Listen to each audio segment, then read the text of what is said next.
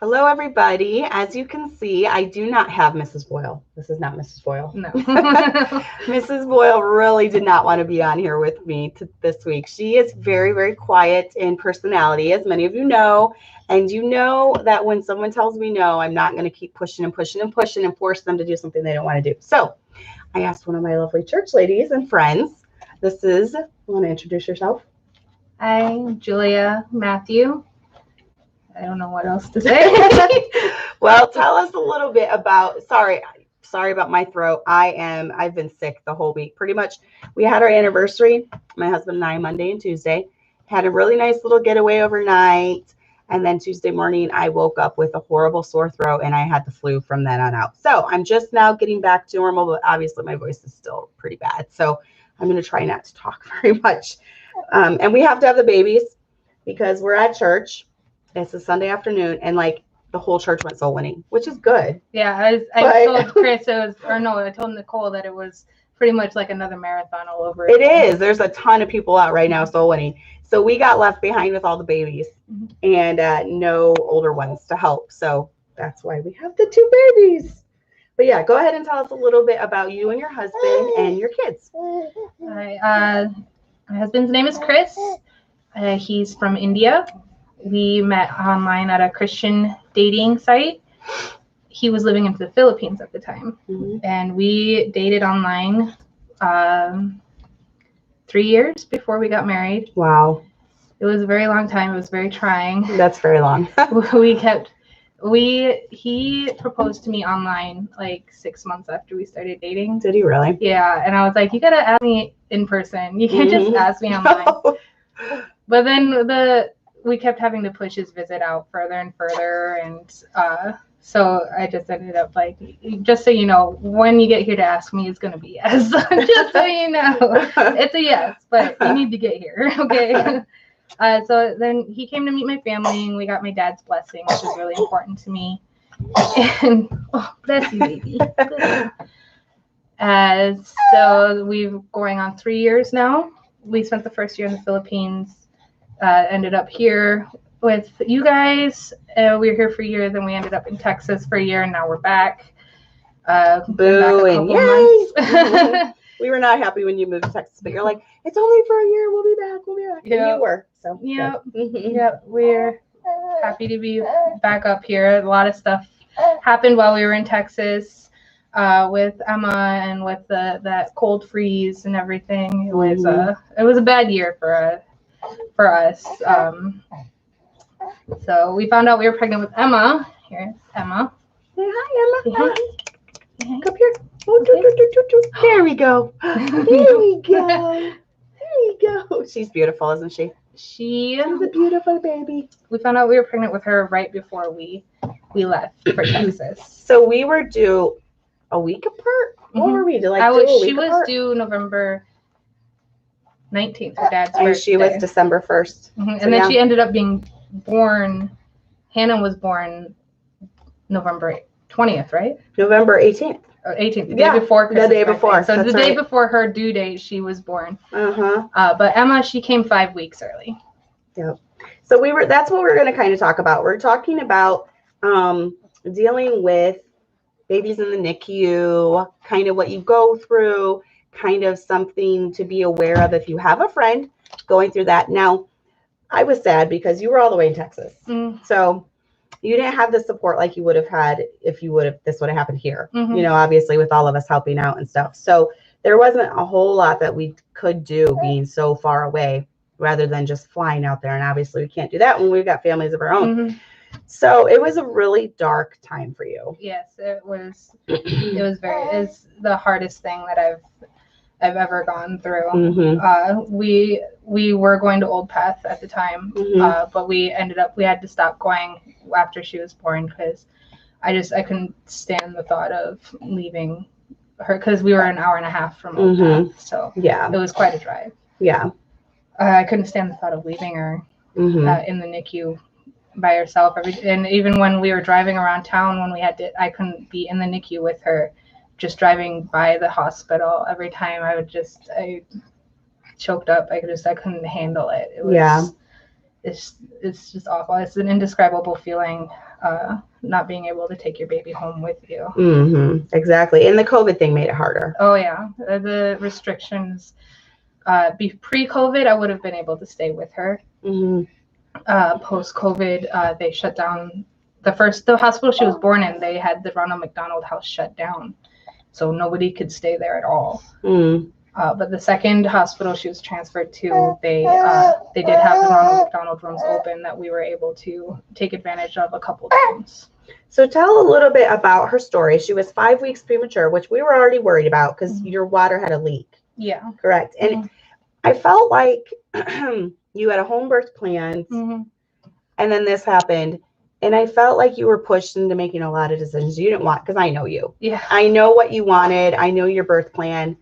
And it just seemed like it escalated. Yeah. And one thing happened after another. So we could also talk about, too, you know, just what to do or how you process it when your birth plan doesn't go like you want it to. Yes. I ever since I can remember, I've always been terrified of having to get a C-section. And then I comfort myself. I'm like, it's a minimal chance. You're probably not going to need to. And then we ended up getting one, which we really didn't want to, but they didn't really give us a choice. What had happened, I had woken up in the middle of the night to go to the bathroom, and it felt different than usual. So, and then I was having some contractions afterwards, but then they stopped. So I was like, oh, maybe I'm just overreacting. And I didn't want to wake Chris up because he had been working really hard. It was budget season. What's wrong with you? What's wrong with you? Huh? What's wrong with you? I think she wants to nurse. Does she? Yeah. Do you have a passy? I don't have a passy. She'll probably just chew on it if I give her one. Let me see. You could go get your cover. Yeah. Okay. I could talk while you do it. Okay. Yeah, you talk. We're trying to do this in one take because I don't want to edit it. I'll be fast. She'll be right back. But yeah, I remembered that she had texted me and she was like, I think something's wrong, you know, and we were like, oh, because we have a ladies group at church that text, and we were like, well, you know, let's just wait and see what happens. And you have to remember, this was she was in, you know, a state where she didn't really know too many people very well. They'd only been going to church for a few months. There was one friend there that used to come here that she was pretty close to. And so all this stuff was happening where, you know, it was all happening. She didn't really have any help. The only one that she had was her midwife that was planning on coming to her home to deliver. And when they ended up having to go to the hospital, she had to leave Zeke, her 2-year-old. She had to leave Zeke with the midwife because there was like no one else, you know. The friends that she was friends with, they lived a couple hours away, so they had to come in and and help. And they did, after she ended up having Emma, they did keep him and watched him for like a week, I believe. So they were able to help out with him there. But it was tough. It was tough being in a state. So, and I know a lot of you, maybe you are in a state where you don't have a lot of help, you know, you don't have family nearby because your family is in Wisconsin. Yes. Correct. Mm-hmm. And his is still in India, so. Yeah, his parents are still in India. And with coronavirus, there's no way we could, because we had talked about bringing his family up for her birth. But with coronavirus, everything was shut down. So. Exactly. So I got up to the part where, you know, I was talking about how the midwife, you had to get the midwife to watch Zeke while you went into the hospital. Yeah. And Gina did come to help you, but that was after. Yeah. The fact. So. Yeah, that was after we were in the hospital for a day, I think. And then she got Zeke up from the midwife. And the midwife came to be my doula. So your water had broken and you went into the hospital. They said, we're going to give you such and such amount of time before you have a C-section. Yeah, it's typically they give you 24 hours after your water breaks. And then they start pushing for a C-section. by the time that they started, by the time they brought a C-section up, it had been 72 hours, and they had done many cervical checks, and that just increases the chance of infection. Right. So I wasn't really paying attention. I wasn't sleeping. I was having contractions because I was on Pitocin for those about 12 hours after my water broke. They started the Pitocin. So I had been on it for a while. Did you ever even dilate? I got to a 4.5. Oh man. And then that's when they decided that I wasn't progressing anymore and they needed to do a C-section. So what they did was they stopped the Pitocin. They talked to us about it, and while they were talking to us about it, the nurse disconnected the Pitocin. So we didn't have any choice at that point. Either we went home and killed our baby, or we went through with the C-section. And after about an hour of arguing with them about it, they agreed to give us another half hour to try and progress a little further. And so which was another cervical check after that, of course. Right. And they said that they could finally feel her head there, but they said nothing. Then followed immediately by that, they were like, nothing has changed. We're gonna get you prepped for the operating room. So I ended up getting the spinal tap, and they separated me from Chris. And I remember when they were talking to us about it, I was really scared. I wasn't. I wanted Chris to take the lead, and they wouldn't let him. If he answered a question for me, they re-asked it and waited until I would answer it. Wow. That's what feminism has gotten us, right? Gotten us to where they only listen to you. They won't even let the husband have any part in the wife's decision. I wouldn't say they were even listening to me, really. Yeah, they weren't. It was horrible. I remember you're kind of giving us play-by-plays through the whole thing, and we were just like, and I had this bad feeling it was going to end in a C-section because of everything that was happening. Yeah. So, anytime you start interventions, it's a cascading effect to get you into the C-section. And in their words, the only reason they wouldn't let me try overnight was because if something happened where the baby if she had gotten into distress, they didn't want to have to call in the anesthesiologist and the surgeon again. And that was the only reason. Yeah, I know. And this was a bigger hospital, correct? Yeah, it was St. David's North in Austin. Okay. So that is the thing to keep in mind, is that, like she said, once you do start interventions, even with the cervical checks, that can lead to infection after your water's broken. So sometimes it's better to opt out of stuff like that, which, Julia's like, if you don't know Julia, she's pretty crunchy. You were the one who was like, kind of introduced me to cloth diapering and co-sleeping, and I don't believe you do vaccines at all. No, nothing like that. I did with Zeke because I was here alone when he was born. Chris was still in the Philippines. And you probably hadn't researched it much. No, I had a new time mom. No, it was when you did the video on vaccines. Oh. When Zeke was like 4 months old at the time. Oh, that's cool. I didn't know I had a part in that's cool. With me and Lisa Palumbo. Very cool. So after she was born, everything seemed to be okay. Besides the fact that you had a C-section. Until on day 2, she failed her 72-hour. That's what they call it, but it was on day 2, so it couldn't have been 72 hours. I don't know. Yeah, that would have been 48 hours.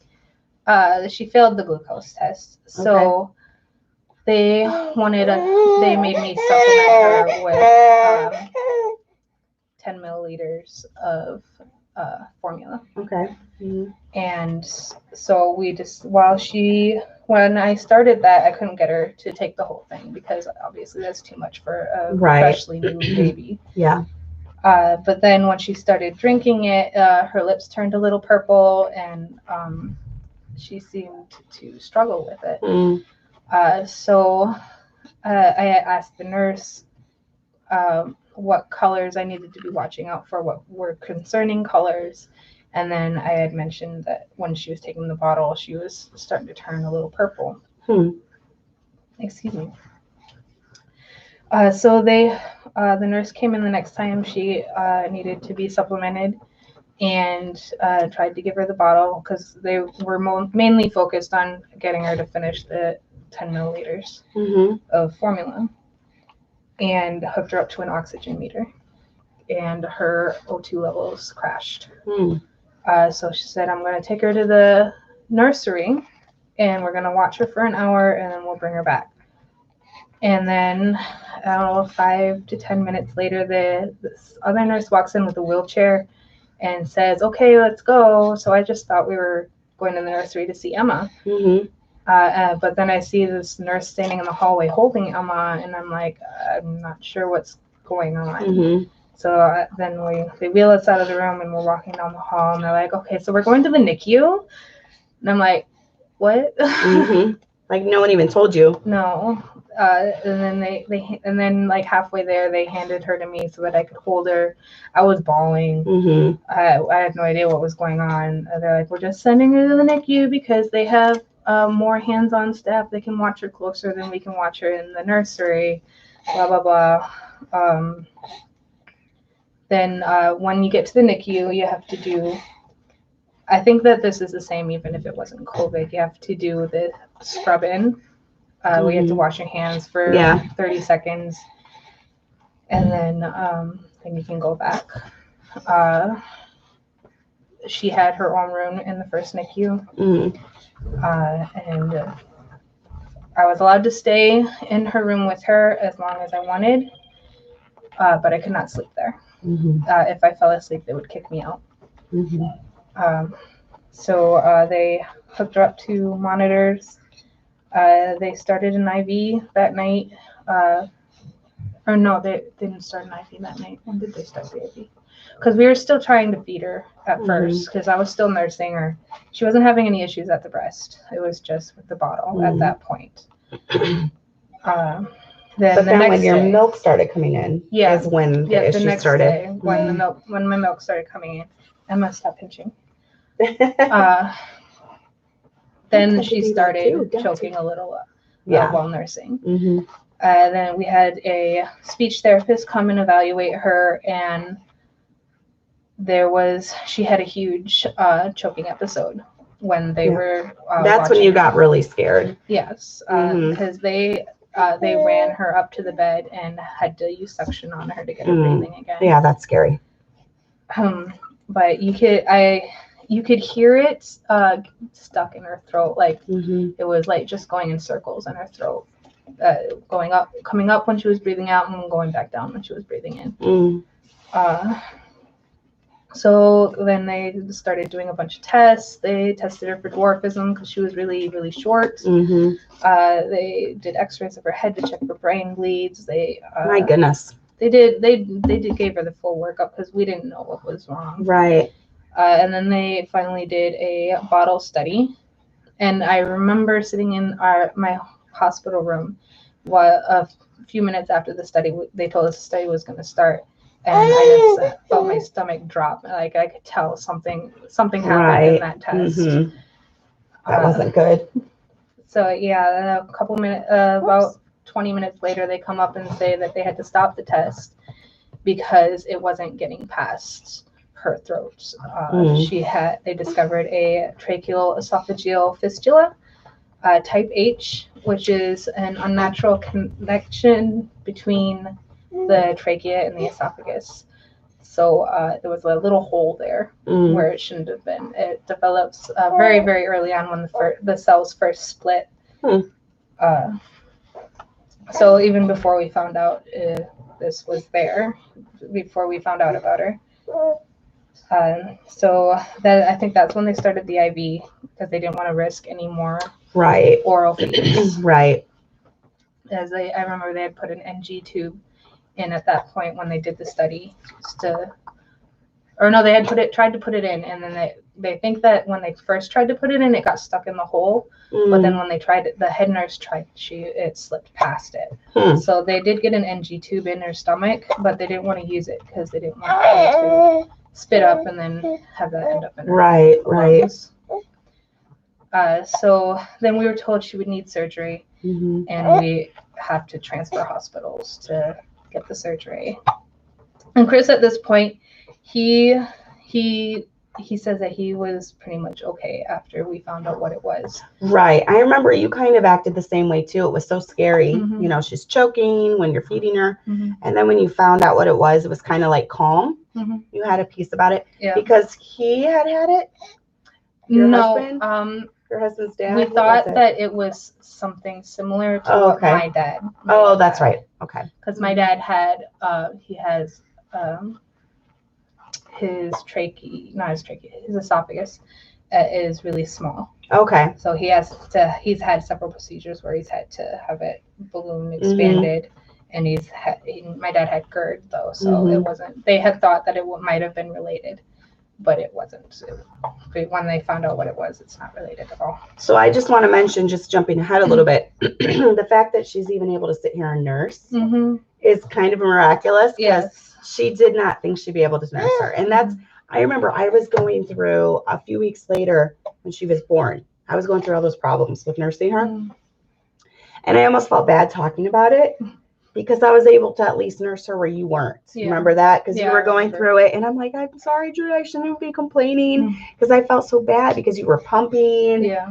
And, you know, so how old was she when she had her first surgery? She was a week old. Okay. And then that went not quite as well as they wanted it to. They thought it went excellent. Yes. When the surgeon came up to talk to us after that, he said that it went really well, and he was very confident that he had missed her vocal cords. Yeah. Because they went in through her neck, which the nerves are right there. He said, I visualized them, and I'm sure I didn't cut them. And so we thought that we were in the clear. She was fine. We were gonna be able to start feeding her soon. Right. And we'd be home. It's not exactly how that went. We had an issue actually getting her even off the breathing tube because there was so much swelling. I remember Chris was waiting down because only one of us can be in the NICU at a time, unless it's surgery day or transfer day. In the whole hospital, I mean, not the NICU. So he had to wait out in the garage for me. And I was with her because I wanted to be there when they pulled the breathing tube out. And she crashed 5 times. Oh my goodness. And I didn't know that. It was that for me, that was worse than anything else because I was I can't imagine seeing that. It took a while for them to get there. The nurse was trying to call them to come and get her back, but she was. I remember I had to shake her off feet and head, trying to keep her breathing. I didn't realize that. Did you not tell us that, or? I maybe mentioned it in passing. I don't think I really went into detail. No. It was really hard for me. That would be very hard, very traumatizing. The nurse gave me a hug after they got her stabilized and was like, it's okay, she's going to be okay. Oh, man. Yeah, I remember there was this other mom in the NICU watching the whole thing, and that she was just holding her baby close, just like I was sick. The room was really small. She was still in an isolation room from being transferred to the new hospital. And I have a picture. There were like 6 people surrounding her bed, and I had to sit in the hallway. That's hard. Watching her monitor on the wall. Do you feel like when you were going through it, it was, just adrenaline keeping you going? It was definitely adrenaline. I've been thinking recently that my memory was better when she was in the NICU than it is now. Yeah. Like I was able to retain information that they were telling me in the NICU, and I was able to think of questions that I needed to know the answers of while they were there and not later. You know how you think of questions you should have asked later, and then you realize now it's too late to ask. When she was in there, I had full-blown adrenaline. I wasn't sleeping. I had to be up every 2 hours to pump. Yeah. It was Do you feel like you've even quite dealt with a lot of the emotions? I mean, do you feel like you had maybe PTSD a little bit once you finally got home? Which, okay, so it was 2 surgeries later? Yeah, she had to have another surgery to place the G tube. Yes. Because it turns out they paralyzed her vocal cord. Yes. And that's what you found out after they did the study. Yeah, they did 3 studies Yep. after the surgery. She was still aspirating. Yeah. And they said that her right vocal cord was paralyzed. So. Which anytime we hear a noise from her, that's good. Because it sounds like she's gotten better. Yes. I don't know. So unlike me, She's doesn't sound like she sounds raspy at first, but like I sound right now. She sounded like you when she came home, only quieter. Yeah. She's compensating very well now, as it's still paralyzed as far as we know. Yeah. Well, I guess we're hoping and praying. Just pray for her. Pray for little Emma that, it will be eventually fine. We don't want her to live with that for the rest of her life. So they think it can heal, correct? And they say if it doesn't heal by the end of a year, then it's not likely to heal. Oh. Well, so pray. Pray that it heals before that time, because we definitely don't want that paralyzed. And Julia has a beautiful singing voice. So I'm sure Emma's going to have a beautiful singing voice too as she gets older. So we're hoping that's the case and that it heals. But what would you tell to maybe people that have family that are going through it? Their baby's in the NICU. They're all alone there. I've had a couple friends that have gone through it. I've never gone through it myself. What is a way that you can support them or even help out? I know you didn't have a lot of friends, close by, but if you did have friends close by. My mom actually came down to help. She did help. Yeah, a couple times. That's she good. She was very, very, very helpful. She took care of my house for me so that I could be in the hospital with Emma. I feel like, she was there. Yeah, and I feel like one of your biggest fears was Zeke. Yeah, because when I went into the hospital with Emma, that was the first time that we had ever been apart since he was born. And he was still nursing. Yes, he was still nursing.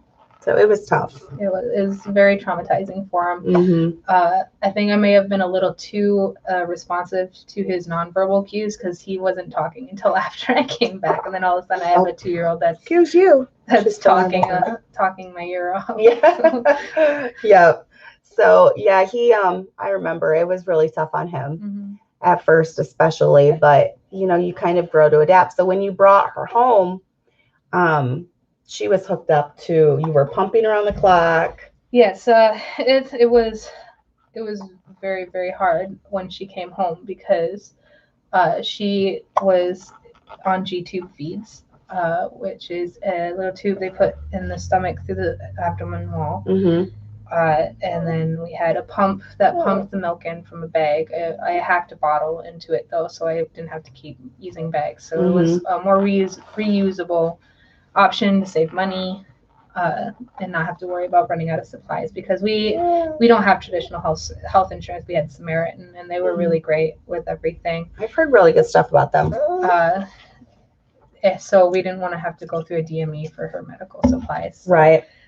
Most everything that we got for her medical supplies were donated to us. Nice.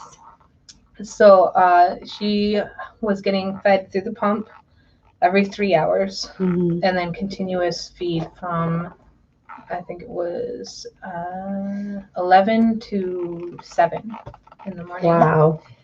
So after every feed, I would have to wash the bag or the bottle out and rinse the line out and flush her line into her stomach to clean all that stuff, and then I'd have to pump and then wash all of my pumping parts. So by the time all of that was done, it was almost time to start her next feed. I remember that. So telling parents that are going through it, which I'll get back to the whole how other people can help, because we didn't really touch on that too much, but telling parents that are going through it, that have a child with special needs, hooked up to special, what would you tell them the most important thing to remember is when you're going through that, from your experience? In my experience, I would say if for somebody else talking to, remember, it's still a baby. Mhm. It's still an individual, unique person. Mhm. In our case, she was just getting fed differently. Yeah. You want to be aware of their limitations. Like Emma, we had to be careful not to pull the button out. Yeah. 'Cause, I really didn't want to have to put that back in. Yeah. I was trained to put it back in myself, but a lot of families, they have to take them to the ER to get it replaced. Yeah. So just be aware of anything that you need to be careful of, so that you don't make it harder on the family. Mhm. But also don't treat them like they're limited. Right. Mhm. Acknowledge and just treat them like anybody else. Mhm. Now, did you kind of have to, at the beginning when you thought, because you're very much like me, nursing's very important to you, nursing your baby, breastfeeding. Did you kind of have to mourn that, thinking that you weren't going to be able to? I did definitely mourn that. Yeah. And it was really hard because it was kind of a roller coaster. It changed from day to day. If they would tell me that she would be okay, we would be able to nurse, and then it would be like, well, there's no guarantee, and then it's very unlikely, and then eventually when we left the hospital, they said it is extremely unlikely that you will be able to nurse her. And look at you. Yeah. Yeah, I'm a little stubborn. Yeah, you made your work, and you did, and you knew what you wanted, and you know what, she loves nursing now. She loved nursing to begin with. I remember that. In the NICU, they would not let me try non-nutritive nursing. But then when I got her home and I talked to her specialist team, they said that we could go ahead and do that, and she loved it. Yeah, she loved it, and then and she loved it so much that I thought she was ready, and so I let her try nursing after about halfway through a pump, so that it wouldn't be like forceful, her. Let down. I let her try it just to see how she did, and she did fine with it, nursing like that. And then we went to do a swallow study that week, and I knew that was coming up anyways, because she was sounding better when she came home. Her voice was barely there. She was really raspy. Right. And then she's even louder now than she was when she got approved to start bottles. So I can't remember where I was going with this. Just you started the nutritive nursing on your own. Yes. And then I remember you had told me too, one of the times that you had you're like, I finally came clean. I told him that was the nursing. They approved her to start bottles on the ultra preemie nipple. Yep. But about the second day of that, she was like, I don't want the bottle anymore. Yeah. They I'm like, okay, so let's try nursing. Let's see how that goes. Yeah. And it went really well. And I did talk to the speech therapist when they did this. When she talked to me about how to do the bottles and positioning, because she has to be laying on her left side, to help, so that gravity can help her right vocal cord come down. She's in a football hold now. Yes, that's why she's nursing like this. Yeah. Still. You can kind of hear her little raspiness. She's doing it. Yeah, so that's why she's nursing like this, and it took about a week for us to figure out how she could nurse safely. Right. And that was just on our own trial and error, and then she was completely fine with it, and she was off of the tube, and I still supplement with the bottle once or twice in that first month. But she hasn't needed a bottle in 2 months now. Yeah, it's been a long time. I panicked, tried to give her a bottle once because she didn't gain weight. Right. Since the day before, but she wouldn't take it because she was full. Yeah. So see there, I know. I feel like even with her, with the nursing problems. Oh, you're moving the webcam. With the nursing problems I had with her, I feel like I am paranoid. You know, that's why I got the scale, because I'm always weighing her. And we specifically, Chris bought me a scale that hooks up to my phone, so it tracks her weight along the growth curve. I've relaxed a lot on that. I was weighing her every single day. Like, have you gained half an ounce? Right. You have to gain at least half an ounce every single day. And then after getting up here and seeing the pediatrician, I've relaxed. I think I've weighed her like once a week now. I love my pediatrician. I'm not going to say who it is right now because we like all use him, like everyone from our church. Yeah, we all do. We haven't really mentioned it, so I wonder if he's like put 2 and 2 together, like all these women that won't vaccinate their kids, they all come to me. But he's awesome. He does not give us any problems. Yeah. He loves just taking the common sense approach to everything. And that's what he told me, even with her weight. He's like, because her weight had dipped a little bit this past visit. And he's like, she's still growing. Some babies are just smaller. He's not obsessed with like, they have to be on this, Yeah, I remember when I first took her in the specialist team in Austin, the GI specialist, which they are notorious for this, made me feel like she wasn't gaining enough. Yeah. And some of it was hormones and some of it was just because that's what GIs do, apparently. Yeah. I'm in a lot of Facebook groups for G-tube fed babies, and they all say the same thing. The GI specialist never thinks your baby is gaining enough. They want to see more. But Emma is firmly in the 5th to 6th percentile for growth, wow. right? Yeah, okay. So she's growing good. Yeah. She's just really short. Yeah, she's just tiny. So some babies are smaller, and that's what I told my pediatrician, even with her, because she's a peanut, but Allie was a peanut. I've had a couple peanuts, so there's nothing wrong with that. That's just their body makeup. And Allie is still my most petite. You look at her, she's tiny. Yeah. So that's just how God makes them different. Just look at the picture of all the babies that were born last year. Yes. Silas is he's huge. like the second youngest, but he's the biggest baby. Yep. Still from that was born in the last year. They're all different. God makes them all different. So if you are a first-time mom and your doctor has you freaking out about that, just calm down. It's okay. You do want them growing, but consistently, like not in the 5th and then the 20th and then down to the 1. That's what they look for. Yeah. The warning signs. And sometimes their weight will stagnate, but maybe they're growing taller, or maybe their brain's growing. Yeah, that's another one of those things that some doctors can be over the top with. So I feel really blessed that mine is not, and he can put you at ease. Yes, he did. That's what put me at ease, is talking to him about her weight and him saying he actually had to. Oh my, that was out of place. He actually had to remeasure her height because he thought that she was too short based on the nurse's measurement. Oh, okay. So he had to remeasure her. He's like, no, she's okay. Yeah, I like him. He's pretty chill. So what would you say to people that want to help someone out in that situation? What's one of the best things they can do? For me, the most helpful thing was when my mom came to take care of my house. Because moms with babies in the NICU, they have to be in 2 places at once. Yeah.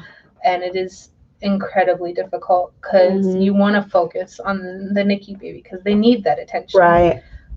But your family at home needs your attention too. So anything you can do to lessen the burden of them not being at home would be helpful. So I think even for me, like I said, I've not been in that situation, but I know one of my biggest concerns would be my other kids. So for you, that would be Zeke. So just knowing, I can't even imagine how much help that was, even when Gina and her family came up and took Zeke.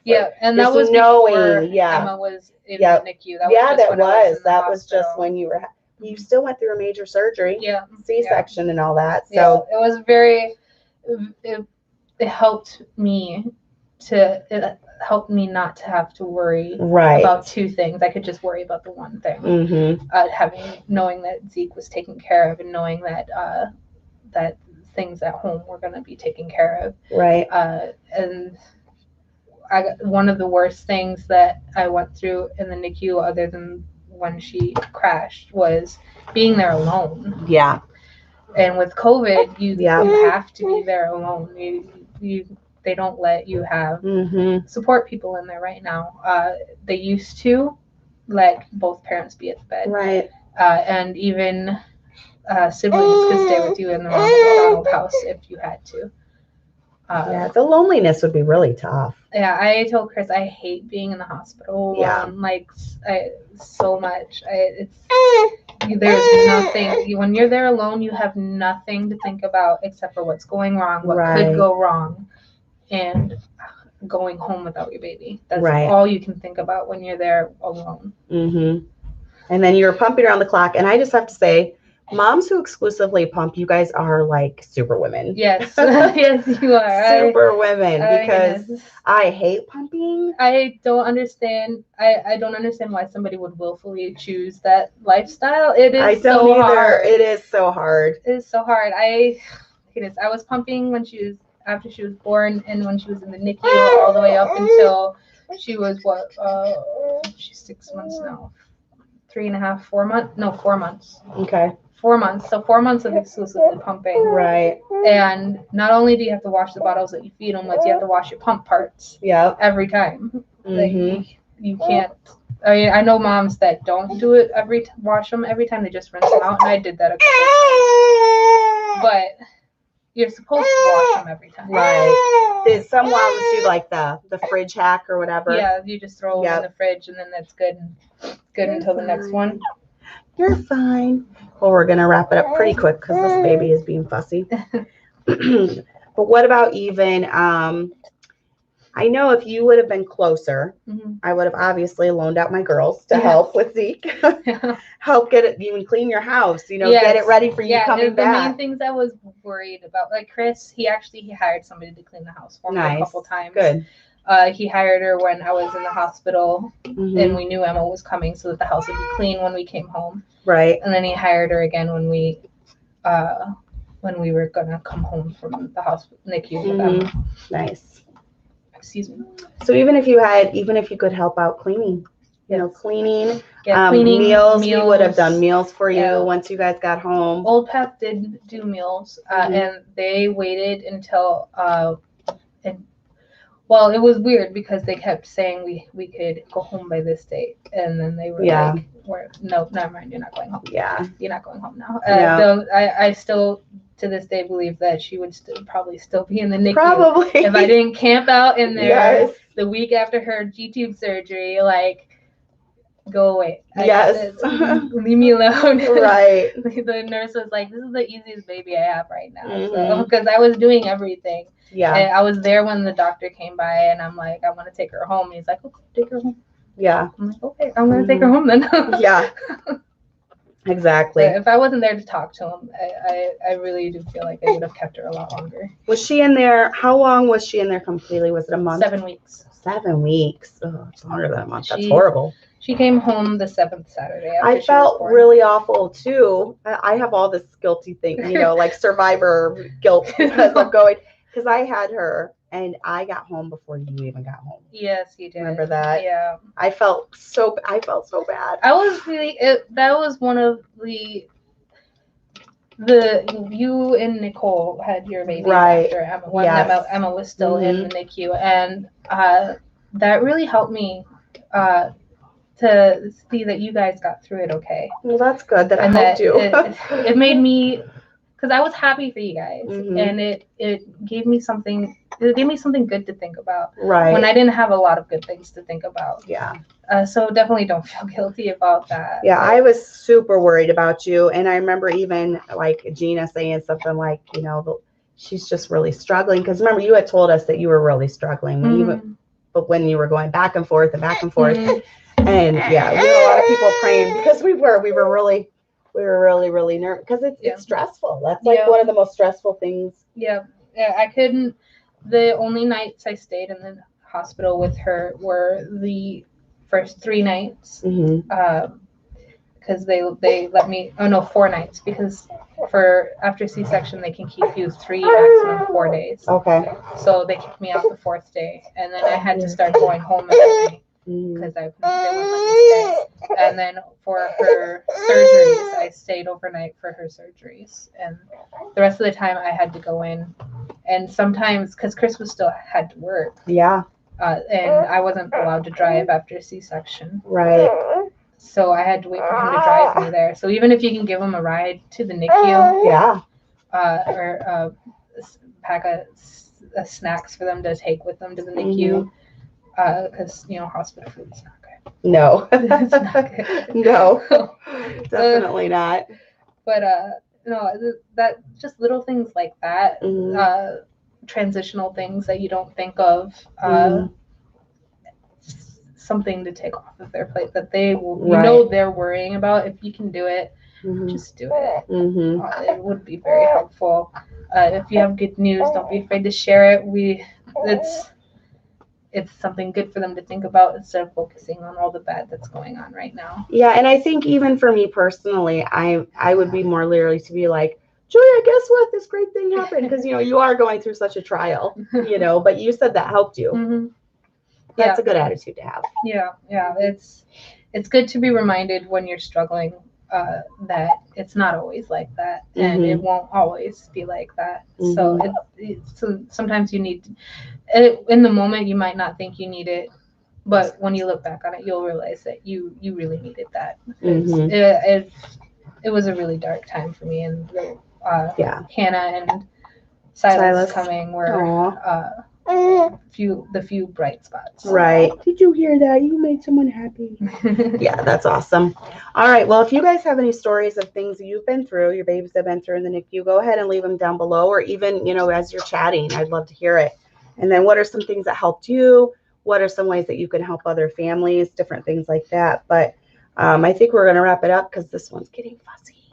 But thanks for coming on. I told you I wanted you to come on to share her story. So is there any final advice to anyone that might be going through it right now? Maybe they're getting ready to have a baby that has special needs, or, they are in the NICU. If you're getting ready to bring home a baby that has special needs and you need medical supplies and maybe you can't afford them, definitely check out Facebook groups. There are G2 babies. There are NICU support groups. The hospitals in Austin have a Hand to Hold nonprofit organization. Emma actually has a necklace with a bunch of charms for each milestone that she reached. Oh, cool. So see if your hospital has that. Anything like that to help you kind of see what they've accomplished to get through. And don't be afraid to ask for help. I know you have a lot to think of right now. Yeah. And sometimes you don't always know who you can ask for help. We didn't really know who to ask for help down there. My mom came down a few times, like I said, and that was pretty much it after she was in the NICU. Gina wasn't able to take Zeke anymore for help. So, yeah, it was. So just ask for help. Even just in the Facebook groups, maybe there's somebody that has a baby with the same issues as you. It'd be really beneficial to connect with them and talk through how they went home, what struggles they went through, and educate yourself on everything that you will potentially have to face. That was something that I did all the time when Emma was in the NICU. I was always searching. Right, you like researching things. Yeah, like sometimes I knew more than the doctor did about something. I was like, I remember that. No, that's not right. That's awesome. That's the Julia I know. Always researching. Yeah. Definitely. And then the Facebook groups is a good idea too. Yeah, because that's where we got most of our supplies, was the Facebook groups. Because a lot of people give away their supplies after they're done with them. Or their baby doesn't need them. Or after Emma came home, there was a post from a mom who had lost her baby. Oh. But she had all of her G2 supplies still, so she was giving those away. Awesome. All right. Well, if you guys have any other questions, leave them below, and I'm sure Julia will respond, but she's getting fussy. So I need to go change her. She filled her diaper while we were talking. I think everybody heard that. So if you didn't hear it, then she filled it. So it's time to go change her and then get her fed too and get her a nap. So thanks for joining in. Next week we'll be back on our regular schedule of live. I know people tend to like the live ones better. So until then, we'll see you. Bye. All right. Emma finally fell asleep. And stream.